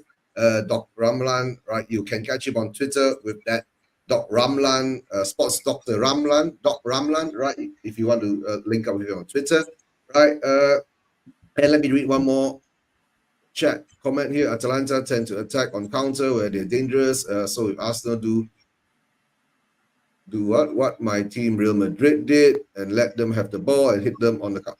My God, you're talking the Spurs, and the Spurs Arsenal game just passed recently. Only one can be right. But okay, last thoughts. I'll come with 10 first. 10. Last thoughts. Plug your channel. Any shows coming up? Yeah, subscribe to my channel over here. So far, not really any. Maybe just to watch along for the Fulham game on Saturday, between us, Newcastle and Fulham, which is at Craven Cottage. We have a very good record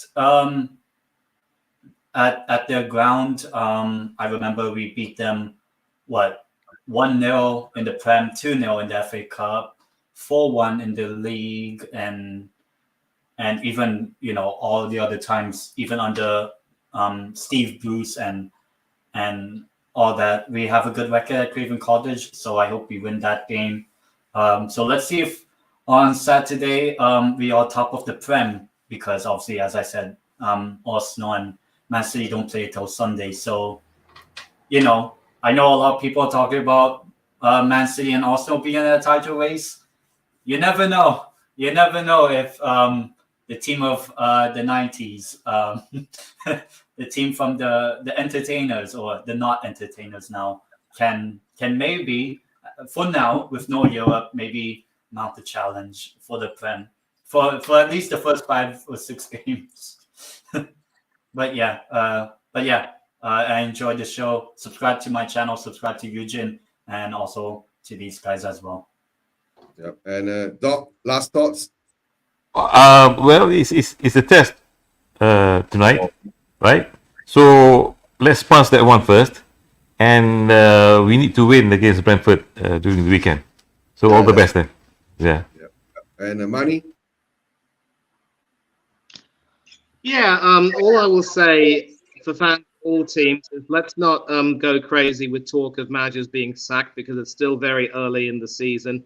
And there is still one saying I always love using, one phrase I always love using is that there's still many a slip between the cup and the lip. And there is so much still that can happen at any given time. And there is no way that we can afford to get over ourselves. If you're a fan of James Bond films, and I think Mr. B will, concur with me on this because he loves his Bond films. The minute you do an Alan Cumming and start saying, yes, we are invincible, nothing can, stop us, a cylinder of liquid nitrogen can explode and freeze you into an ice lolly. So you have to make sure that you do not get too complacent and just take everything as it comes and take every game seriously. Because if you disrespect your opposition will disrespect you, and you will end up feeling it. So all I'm saying is let's all stay humble. Let's not make any, wild predictions until maybe sometime in November, December, and then maybe we can start talking about, potential leavings if things don't go too well. And as far as I'm concerned, well, no real watch-alongs as of yet. Maybe that could change this week. I don't know. Since my PC is out of commission, I don't think I will be as active as I normally am, but I choose my streams to go on these days, streams where there aren't too many people, and it's always a pleasure to come on Eugene's channel. Love coming on the Spurs channel as more of a friendly, non-boisterous, sensible Arsenal fan with respect for everyone who comes in. And a huge pleasure to see 10 and again, and love being on this panel. And hope to see you all again soon. But until then, let me say, as you would say in Malaysia, as always, terima kasih. Yep, sama-sama. And of course, let me read out the chats, the guys to support, right? Okay, Romeo and Kenobi, thank you. Yeah, we need. Yeah, you're a Real Madrid fan, and you want all our best players, right? I can see it, right? He's telling 10. He wants Isaac. He wants Poro from us. Mr. Beehive, Mr. B, right? I'll try to get in touch with you if tomorrow your timing is correct. I wouldn't mind joining you for your review show, and maybe we'll do a preview show, and maybe after the next week we'll do a review show on Wednesday. That's when my off day is, right? And who else do we have here? Romeo, okay, DPD, Anon, yeah, Arsenal fan, big up. Of course, Maz was here earlier, right? Donna Cullen was here earlier. Who else do we have here? Miss Melina, right? Miss Melina, miss you so much. Hope to catch up with you soon. Chris Agambar, the number one Agambar in London. And of course, Eva Man, right? Peter Cahellas, right? Peter Cahellas, hope you're doing well. I know it's 12 over a.m. in Melbourne. Yeah, hopefully you wake up and watch the game, right? And of course, my good brother Brian Daigle, right? I'll catch up with him later, right? And see how that goes. And don't forget, right? Huddersfield Town fan, Ryan. Big up to all you guys. Guys, I only got one warning, right? Just put down your earphones or the volume lower because this is going to get loud, right? Take care, guys. We'll catch up the next time. Let's hope we beat Coventry and we get a good results again, Brentford. And hopefully, the rest of you guys get whatever results that you wish for, right? Take care. And as always, Levy out.